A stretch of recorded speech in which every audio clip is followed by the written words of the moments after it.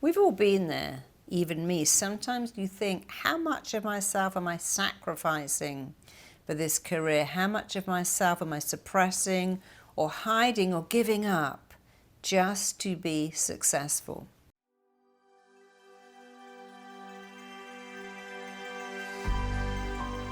So I'm going to ask you 4 questions right now about how true to yourself you are, how authentically you are living your life. And if you think, well, I'm not, that's okay, because I'm going to show you how to get that back.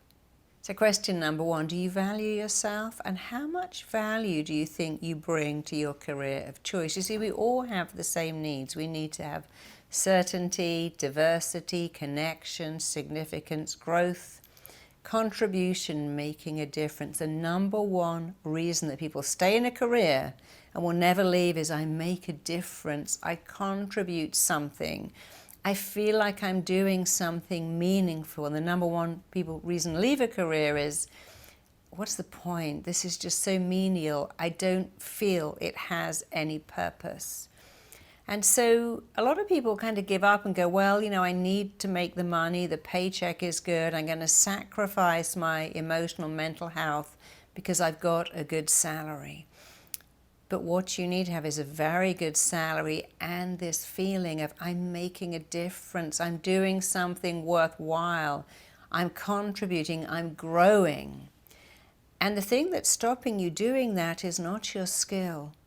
It's not your education, it's your beliefs. I can't do that, that's too difficult, that's too hard, no one in my family has ever done that. Some of the smartest people in the world, in the most fulfilling careers, didn't go to university, thought outside the box. But you have to value yourself. To have a career that you value, you have to value you. So it really goes back to your thinking, am I worth having an amazing career? Have I got something to offer? What was I put on the planet to do? What makes my heart sing? And if you answer those questions, you'll find that you can find the career that is meant for you, that has your name all over it. But it's hard to find it until you take some time to really value yourself and say that magic expression, I'm worth it. I'm worthy of this. I deserve it. And I can do this really, really well. How would you feel if you got to the end of your life and you'd never had a career that you really loved? You see, when you do something that you hate, that you don't like, that doesn't fulfill you, you pay a terrible price. Doing a job that you actively dislike, that doesn't make you happy, will cost you so much, not just your physical health, your mental health, your emotional health, but it will cost you regret.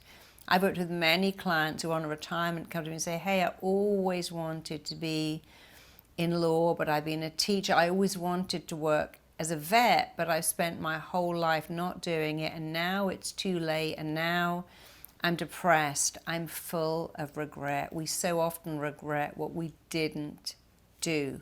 But it's never too late at any age to find what you're meant to do, to go into a career where you are supported, where you're surrounded by people who value you, believe in you, support you, praise you, where you have a voice and you're not afraid to share your thoughts, your beliefs, your opinions, your feelings, and where you get great feedback almost all the time. So number 3, what are your gifts? What are your strengths? Here's a great question. If you didn't need a salary, what would you do? If you didn't need to be paid, what would you do? Because so many of us do what we don't want to do just for money. Some people even earn a lot of money and go, but I don't like what I do. I'm just trapped here. If I could wave a magic wand and say, pick the career of your dreams, what would it look like? What would it give you? How would it use your strengths? How would it use your unique skill set? Because you do have a unique skill set. Everyone I've worked with, even criminals, they have a unique skill set. Their unique skill set is often conning people because they're very good at that. Now, we're not going to go near that career, But nevertheless, it's important to say, I have got a skill set. Don't ever go there, no, I'm not good at anything. There's something you are really, really meant to do. The universe put you on the planet. It gave you a talent. It gave you a gift. You may not know what it is, but you can find out what it is. Find out what you're meant to do, who you're meant to be by focusing on your strengths. What do you love? The key to what you are meant to do lies directly behind and is connected to what you love to do in the age of 7 and 14. And you may say, I don't even know. That's okay. Take some time and maybe you'll be able to find out. Imagine if we all had gifts at every subject. We'd never employ a decorator, a painter, a handyman, wouldn't go to restaurants, wouldn't buy clothes that other people made, because we could do everything. You're meant to be good at one thing, and the one thing you are good at is very different to what someone else is good at. So I will employ someone to decorate my house, even do my garden, because that's not my gift. You have a gift, and you're not supposed to be a jack of all trades and a master of none. That would be really unfair. I see so many kids go, I'm no good at science. I go, that's okay. You're supposed to be good at English. Let someone else be good at science. You're great at IT. You don't have to be good at sport. Just be good at what you're good at. Find what you are good at. Be great at it.